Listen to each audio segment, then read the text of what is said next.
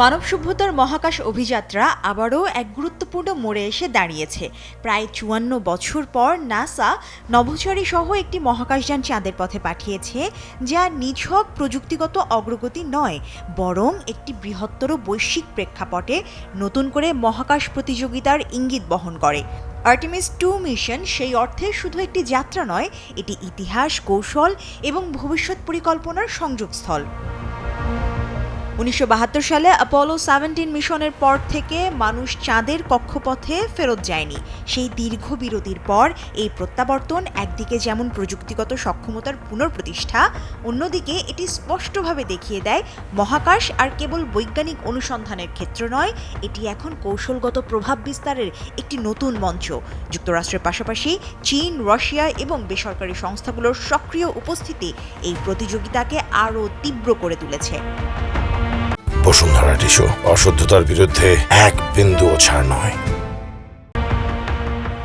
Artemis 2 মিশনে 4 জন নভোচারী অংশ নিচ্ছেন, যাদের মধ্যে প্রথম নারী, প্রথম কৃষ্ণাঙ্গ নভোচারী এবং প্রথম কানাডীয় অংশগ্রহণকারী রয়েছেন। এই বৈচিত্র্য কেবল প্রতীকী নয়, বরং এটি মহাকাশ গবেষণাকে আরও অন্তর্ভুক্তিমূলক এবং বৈশ্বিক করার একটি সচেতন প্রয়াস। তবে এই মিশনের আরেকটি গুরুত্বপূর্ণ দিক হলো, এটি চাঁদে অবতরণের মিশন নয়, বরং এটি একটি পরীক্ষামূলক উড্ডয়ন, যেখানে নভোচারীরা চাঁদের চারপাশে ঘুরে পৃথিবীতে ফেরত আসবেন। প্রায় 10 দিনের এই যাত্রায় পরীক্ষিত হবে মহাকাশযানের জীবনধারণ ব্যবস্থা, যোগাযোগ প্রযুক্তি, গভীর মহাকাশে মানুষের সহনশীলতা এবং দীর্ঘমেয়াদী মিশনের জন্য প্রয়োজনীয় নানা গুরুত্বপূর্ণ উপাদান।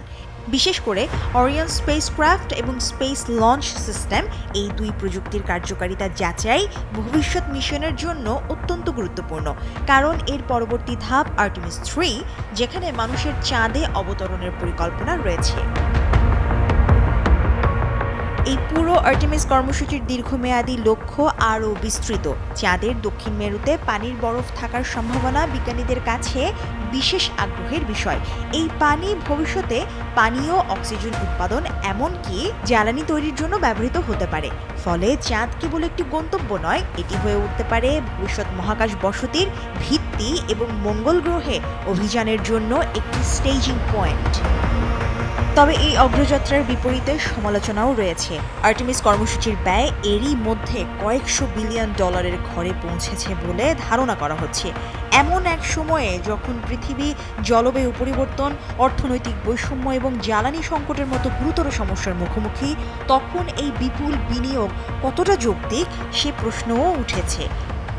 সমালোচকদের মতে, মহাকাশে আধিপত্য বিস্তারের এই প্রতিযোগিতা মানবতার সম্মিলিত অগ্রগতির পরিবর্তে নতুন ধরনের ভূ-রাজনৈতিক বিভাজন তৈরি করতে পারে।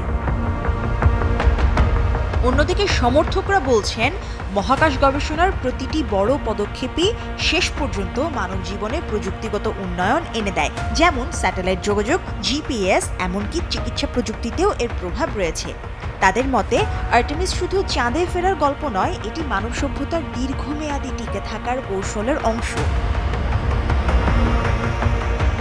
সবশেষে বলা যায়, আর্টেমিস 2 মিশন একটি প্রতীকী মুহূর্ত, যেখানে অতীতের গৌরব, বর্তমানের প্রতিযোগিতা এবং ভবিষ্যতের সম্ভাবনা একসঙ্গে মিলিত হয়েছে। চাঁদের পথে এই নতুন যাত্রা আমাদের শুধু প্রযুক্তিগত সক্ষমতার কথাই বলে না, এটি আমাদের সামনে একটি মৌলিক প্রশ্নও তুলে ধরে। মানবজাতি কি মহাকাশকে সহযোগিতার ক্ষেত্র হিসেবে গড়ে তুলবে, নাকি এটিকেও প্রতিযোগিতা এবং আধিপত্যের নতুন সীমান্তে পরিণত করবে? Mushrifa নুসাত, Daily Sun.